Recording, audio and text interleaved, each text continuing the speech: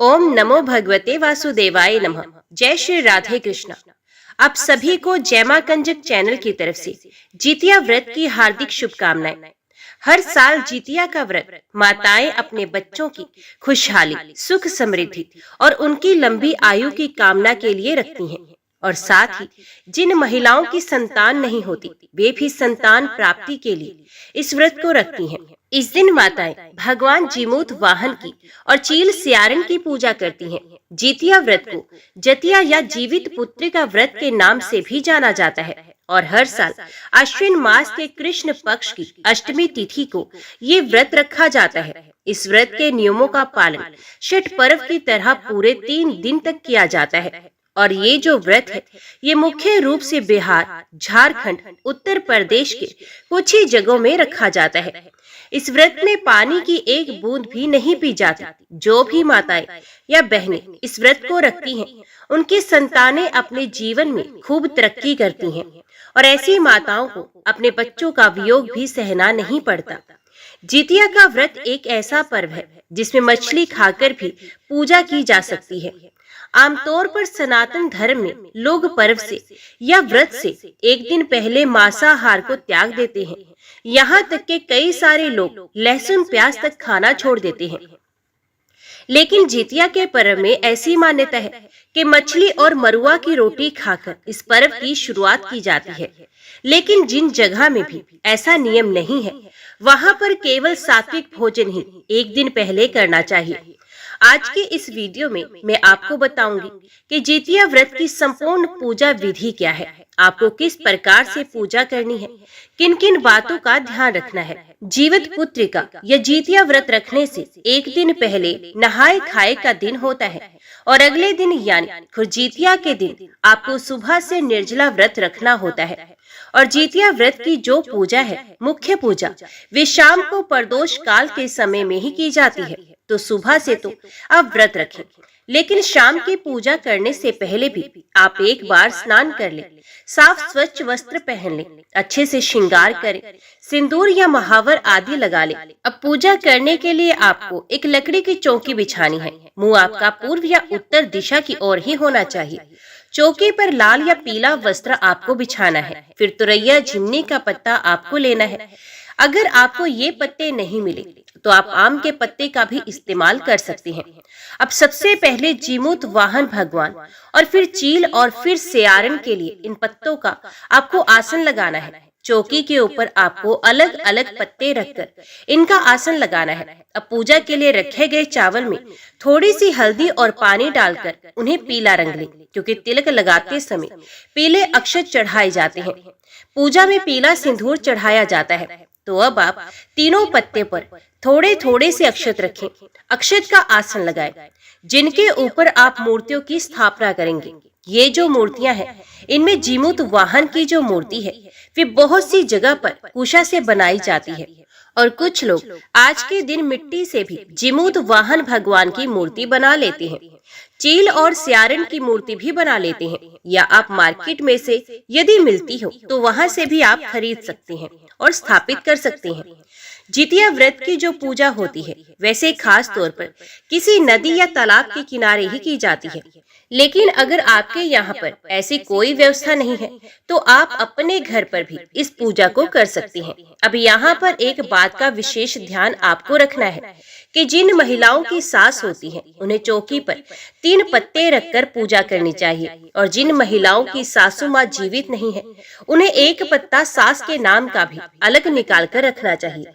क्योंकि जितिया के व्रत के बारे में ऐसा कहा जाता है कि पहले इस व्रत को सासू माँ ही रखती है और उनके बाद बहू इस व्रत को रखती है।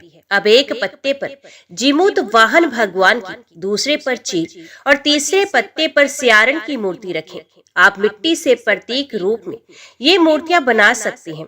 मूर्ति स्थापित करने के बाद अब आपको चौकी के पास रोली, हल्दी, अबीर, गुलाल से चौक पूरना है। अगर इनसे नहीं करना चाहते तो आटे से भी चौक पूरा जा सकता है। अब सबसे पहले हम गणेश भगवान की पूजा करके मुख्य पूजा आरंभ करेंगे। एक सुपारी में आप कलावा बांधकर पान के पत्ते के ऊपर उस सुपारी को गणेश भगवान का प्रतीक मानकर स्थापित कर लीजिए। अब एक पुष्प की सहायता से जल छिड़ककर भगवान गणेश जी को स्नान कराएंगे। फिर वस्त्र रूपी कलावा अर्पित करेंगे। गणेश भगवान जी को हल्दी और अक्षत से तिलक लगाएंगे। पुष्प माला या पुष्प अर्पित करेंगे। अगर आप नदी के किनारे ये पूजा कर रहे हैं तो आपको ये ध्यान रखना है कि आपको अलग से कलश की स्थापना करने की आवश्यकता नहीं है। अगर आप घर पर पूजा कर रहे हैं तो कलश की स्थापना भी जरूर करनी चाहिए। आप दीप कलश की स्थापना भी कर सकती हैं। दीप कलश की स्थापना करने के लिए आप एक लोटा लेकर उसके कंठ पर कलावा लपेट दें 3 बार और फिर उसमें गंगा जल मिलाकर शुद्ध जल भरें। गंगा, यमुना, कावेरी नदियों का स्मरण करें, उनका आवाहन करें। अब जल के लोटे में अक्षत, सुपारी, एक सिक्का और हल्दी की गांठ अगर आपके पास है तो वे आप डाल दें। हल्दी की गांठ नहीं है तो आप एक चुटकी हल्दी पाउडर भी डाल सकती हैं। थोड़े से पुष्प और अक्षत कलश के अंदर डालें और उसके बाद आप कलश में आम या अशोक के या फिर पान के 5 या 7 पत्ते लगाएं। इसके बाद आप चावल या गेहूं से भरी हुई एक कटोरी कलश के ऊपर रखें और उस कटोरी के ऊपर आपको अब दीपक जलाकर रखना होता है, जिसे हम दीप कलश कहते हैं। इस तरह से आप दीप कलश की स्थापना कर सकते हैं। इसके बाद आपको मुख्य पूजा शुरू करनी है। पूजा शुरू करने से पहले अभी आपने जो दीप कलश की स्थापना की है उसकी पूजा करनी है। दीप कलश पर आप रोली, कुमकुम, अक्षत से तिलक लगाकर या स्वास्तिक बनाकर पुष्प अर्पित करें। हाथ जोड़कर दीपक को प्रणाम करें, क्योंकि जो दीपक होते हैं वे हमारी समस्त पूजा के साक्षी होते हैं। अब धूप जलाकर सभी भगवान को दिखाएं। जीवित वाहन भगवान चील, सियारन और गणेश भगवान जी को धूप दीप दिखाएं। ध्यान रखें कि जो दीप कलश की स्थापना में आपने दीपक ऊपर जलाकर रखा है उसे आपको बार बार नहीं हटाना है। दीप दिखाने के लिए आप अलग से एक दिया और जलाकर रख सकते हैं और जब आप आरती करते हैं उस समय भी आपको ये दिया नहीं हटाना है। अलग से आप कपूर जलाकर या अलग से जो दिया आपने जलाकर रखा हुआ है उससे ही आपको आरती उतारनी चाहिए। इस व्रत में धागे का या फिर सोने का या चांदी का जितिया का लॉकेट पहना जाता है और उसकी पूजा भी आपको इस दिन करनी होती है। अब चौकी पर विराजित जीवित वाहन भगवान चील और सियारन को जल का छींटा देकर स्नान का भाव करेंगे। जितिया के धागे पर आपको केवल जल का छींटा लगाकर तिलक लगाना है और इस जितिया के धागे या लॉकेट को आपको झिमनी के पत्ते या फिर पान के पत्ते पर रखना है। अब जीमूत वाहन भगवान को चंदन रोले का तिलक लगाएंगे। जीमूत वाहन भगवान जो है वो गंधर्व राजकुमार हैं। जीमूत वाहन भगवान के बाद चील और सियारन को पीला सिंदूर का तिलक लगाएंगे और अब जीमूत वाहन भगवान को जनेऊ अर्पित करेंगे। हाथ जोड़कर सभी को प्रणाम करेंगे। अब आप भगवान को पुष्प अर्पित करेंगे। जीमूत वाहन भगवान आज के दिन जनेऊ जरूर अर्पित करें। अब खीरा या इसके अलावा जो भी आपको फल मिलते हैं वे आप भगवान को अर्पित करें। भोग में आज के दिन एक दिन पहले के भिगोए हुए चने कराओ भी, फल, मिठाई, अनार से जो भी पकवान आपके यहाँ चढ़ाए जाते हैं वे पकवान भी आप चढ़ाएं और ये भोग आप किसी पात्र में रखकर या फिर पान के पत्ते या फिर झिमनी के पत्ते पर रखकर ही अर्पित करें। इस दिन चिवड़ा भी बहुत सी जगह पर अर्पित किया जाता है।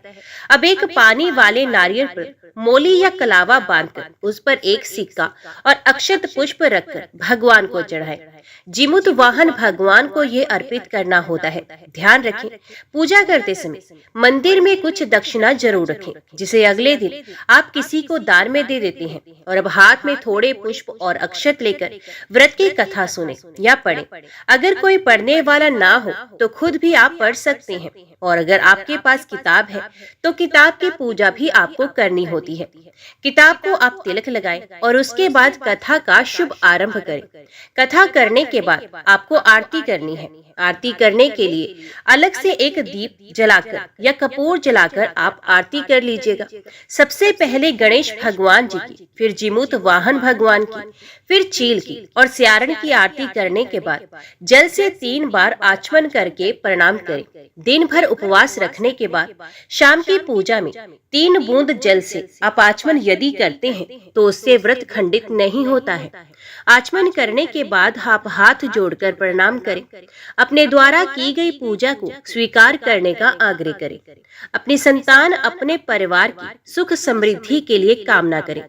यदि संतानहीन है तो संतान प्राप्ति के लिए सच्चे मन से कामना करें। और फिर आपने आज के दिन जितिया के लॉकेट या जितिया के धागे की जो पूजा की है तो उसे क्या करते हैं कि बहुत से लोग तो शाम की पूजा करने के बाद ही अपने बच्चे के गले में पहना देते हैं। थोड़ी देर तक, जितनी देर तक भी आपके बच्चे धारण कर सके, या फिर आप खुद भी इस धागे को गले में पहन सकती हैं। और कुछ जगह पर अगले दिन पारण करने के बाद ये लॉकेट या धागा पहना जाता है। तो आपके यहाँ पर जो भी परंपरा हो, जो नियम हो, उसके अनुसार आप इस धागे को पहन सकती हैं। आरती करने के बाद कुछ जगह पर ऐसा भी नियम होता है कि एक खीरे पर थोड़ा सा घी लगाकर, जो खीरा आपने भगवान को चढ़ाया है उसी पर आपको थोड़ा सा घी लगाकर जिस दिए से आपने आरती उतारी है उसकी लौ के ऊपर रखा जाता है, जिसे काजल बनाया जाता है। और उस काजल को जो खीरे में इकट्ठा हो गया है ऊपर, उसे बच्चों की आंखों में लगाया जाता है। कुछ जगह पर आज के दिन सरसों के तेल की खली रखी जाती है। सरसों का तेल रखा जाता है जिसे पूजा करने के बाद बच्चों के सर पे लगाया जाता है। इसे जीमूत भगवान जी का आशीर्वाद माना जाता है। और इस व्रत में ब्राह्मण या ब्राह्मणी के लिए सीधा भी निकाला जाता है जिसमें चावल और अक्षत रखे जाते हैं। इसके अलावा आप फल, मिठाई, दक्षिणा या जो भी आपके सामर्थ्य में हो वे भी आप सीधे में रख सकते हैं। अब बहुत सी जगह पर शाम की पूजा करने के बाद ये बायना या सीधा दे दिया जाता है। कुछ जगह पर अगले दिन दिया जाता है। अपने यहाँ की जो परंपराएं हैं उसका पालन करते हुए आपको सीधा देना चाहिए। ये तो थी खुर्जी की पूजा, यानी जिस दिन अपने निर्जला व्रत रखना है उस दिन की पूजा विधि।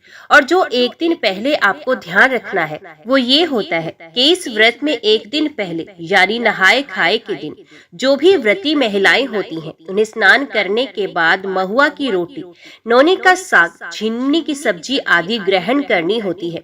बहुत सी जगह पर इस व्रत को मछली खाकर शुरू किया जाता है। एक ही बार भोजन सप्तमी तिथि के दिन किया जाता है। उसके बाद फिर कुछ भी ग्रहण नहीं किया जाता।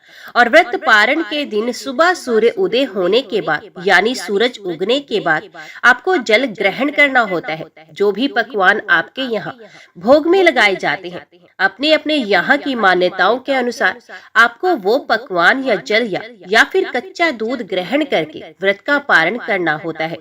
व्रत पारण कैसे किया जाता है इसकी अलग से वीडियो आपको मिल जाएगी। अगर आपको ये जानकारी अच्छी लगी हो तो वीडियो को लाइक करके ज्यादा से ज्यादा लोगों तक शेयर करें। ओम नमो भगवते वासुदेवाय नमः। जय श्री राधे कृष्णा।